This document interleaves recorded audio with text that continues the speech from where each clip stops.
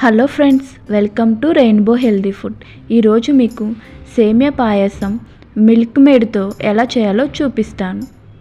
దీనికి stove on చేసుకుని ఒక గిన్నె పెట్టుకోండి.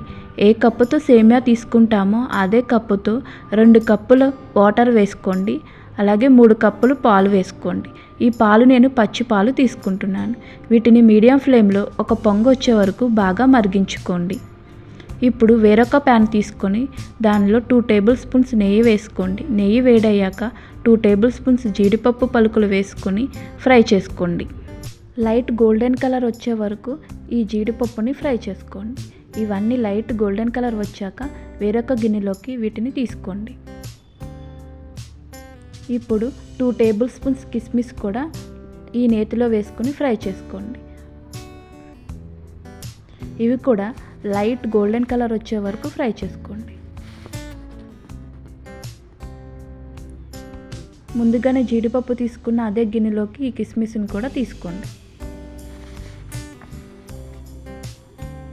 ఇప్పుడు ఇదే నెయ్యిలో 1 కప్పు సేమియా తీసుకొని ఫ్రై చేసుకోండి. మీడియం ఫ్లేమ్లోనే ఒక 4-5 నిమిషాలు ఫ్రై చేస్తే సేమియా మంచి కలర్లోకి వస్తుంది.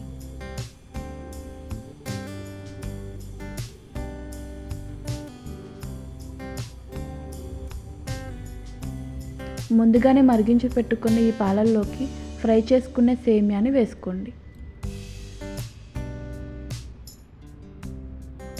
ఇప్పుడు సేమియాని ఈ పాలల్లో బాగా ఉడికించుకోండి. ఇక చూడండి, సేమియా బాగా ఉడికింది. ఇప్పుడు మనం 1/2 కప్ కండెన్స్డ్ మిల్క్ వేసుకోండి. దీని బదులు మీరు షుగర్ కూడా వేసుకోవచ్చు. 1/2 కప్పు షుగర్ వేసుకోండి. కండెన్స్డ్ మిల్క్ వద్దనుకుంటే షుగర్ వేసుకోండి. ఇప్పుడు దీనిలో 1 టీ స్పూన్ ఇలాచీ కూడా వేసుకొని అలాగే ముందుగానే ఫ్రై చేసుకున్న జీడిపప్పు కిస్మిస్ కూడా వేసుకొని కలుపుకొని మీడియం ఫ్లేమ్లోనే కొంచెం చిక్కబడే వరకు ఉడికించుకోండి. మరీ ఎక్కువ చిక్కబడనివ్వకండి. వీడియో క్లిప్లో చూపించినట్టు ఇలా ఉంటే సరిపోతుంది. ఇప్పుడు స్టవ్ ఆఫ్ చేసుకుని సర్వింగ్ బౌల్లోకి తీసుకోండి. అంతే, సూపర్ టేస్టీగా ఉండే మిల్క్ మేడ్తో సేమియా పాయసం రెడీ. ఎప్పుడైనా మీరు ఈ సేమియా పాయసం చేయాలనుకుంటే ఒకసారి ఇలా ట్రై చేయండి.